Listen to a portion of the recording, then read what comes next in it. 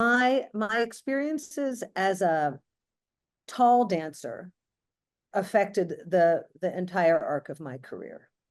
I was always tall. When I was 12, I was 5'4". And most dancers were not, most female dancers were not taller than 5'6" in the ballet world, because when you stand on point, you add the inches of the length of your feet. And so in order to have a man tall enough to partner me, by nature, he had to be close to 6 feet, if not taller. So going into the world of ballet, I had already been told many times along the route that perhaps I wanted to go to Hamburg or Frankfurt. Both had companies with very tall women, but I wasn't quite prepared to make that leap. So I ended up, I was in a Balanchine company that when I was in Salt Lake City, Utah, as part of my training. And this company did embrace tall dancers. We had some tall gentlemen, but the aesthetic of the Balanchine dancer was very long and in some cases tall. This director, Conrad Ludlow, with his wife, Joy Feldman, loved tall dancers.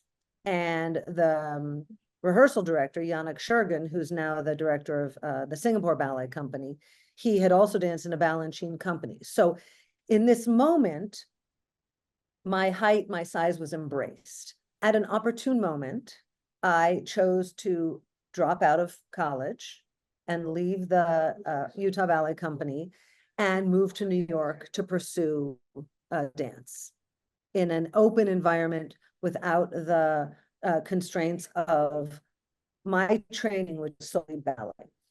I had received a scholarship to the Pennsylvania Milwaukee Ballet, and in this summer program, I had been introduced to modern dance, a technique called Jennifer Muller technique. She was a dancer with the Jose Limon Dance Company, and this movement spoke to me.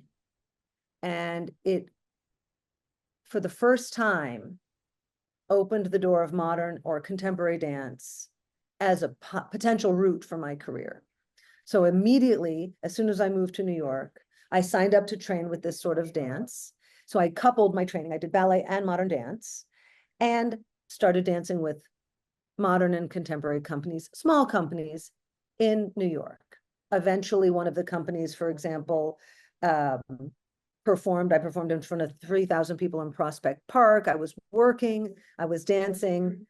And at that moment, I was dancing with a young woman who was attending Juilliard.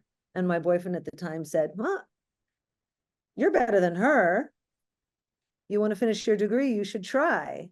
So the secret is that I had tried when I was 16, and Juilliard had turned me down. They had declined me rather strongly. But this time the answer was a warm welcome. It was a half scholarship for a woman, which was unheard of. It was a tremendous amount of performing opportunities. And one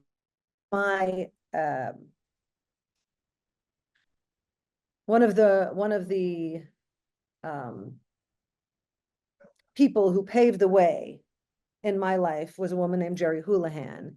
And I knew that she was down here in Florida, and she was also a very tall woman. She went to Juilliard as well, and she describes that her career began at Juilliard. And I think it is an important distinction that when you are attending Juilliard,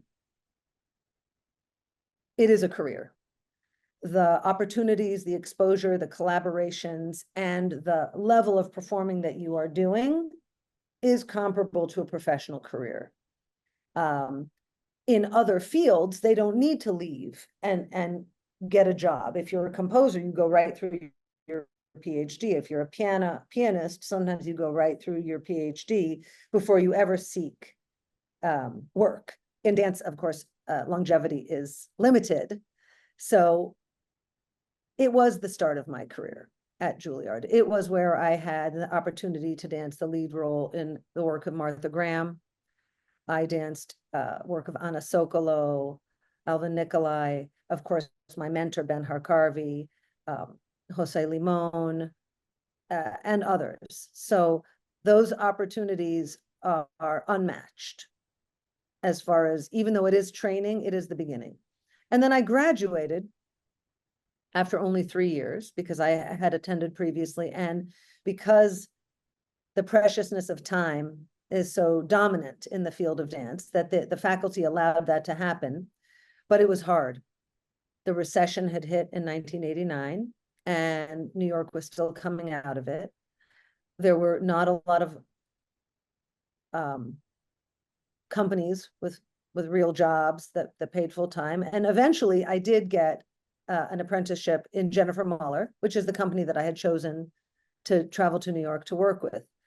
But when I found out that the pay was $280 a week and the dancers rotated staying in the studio as housing, I thought that I needed to move on. I needed to figure out where I could thrive, where I could grow, where I could blossom. And I turned to the words of one of my other mentors, Pia Gilbert, who is a female composer, although she refused to be called female composer. She always told me, if you go somewhere where there is and you do well, you've succeeded. But if you go somewhere where there isn't and you make it, then you are a success. And I think I mentioned in my little intro about myself that I looked at the circumstances that were going on in South Florida. I looked at my circumstances in New York, and I saw that the longevity of my career and my capacity to bring my training and my artistry would be served better in Florida.